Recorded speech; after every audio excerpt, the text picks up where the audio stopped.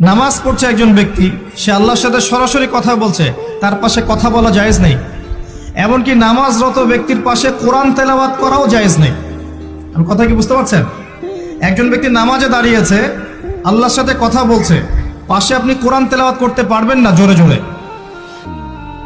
মনে মনে করতে হবে, করতে চাইলে মনে মনে করতে হবে। অনেক সময় মসজিদের ভিতরে দেখবেন নামাজ পড়া হচ্ছে, শোরগোল করছে। নবী সাল্লাল্লাহু আলাইহি ওয়াসাল্লাম বলেছিলেন, আখিরুজ জামানে, তিরমিজিতে আছে হাদিসটা, আখিরুজ জামানে ইসলামের নামটুকু থাকবে, ইসলামের প্রকৃত বিষয়গুলো থাকবে না। কোরআনের মাসহাফ থাকবে, যে মাসহাফ, কোরআনের মাসহাফটা থাকবে, এর শিক্ষাগুলো থাকবে না। মসজিদগুলো হবে চাকচিক্যময়, কিন্তু মসজিদ হবে হেদায়েত শূন্য। আর চতুর্থ লাইনটা আরো ভয়ঙ্কর।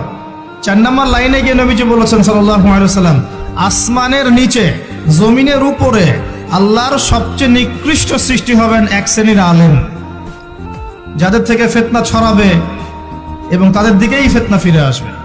তিরমিজির মধ্যে হাদিসটা আছে, যে কোনো আলেমকে জিজ্ঞাসা করেন এটা কোন শ্রেণীর আলেম, এটা বোঝার জন্য আপনার পিএইচডি করার দরকার নাই।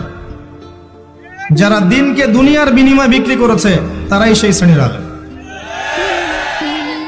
যারা সত্য কথা বলতে ভয় পেয়েছে তারাই সেই শ্রেণীর আলেম।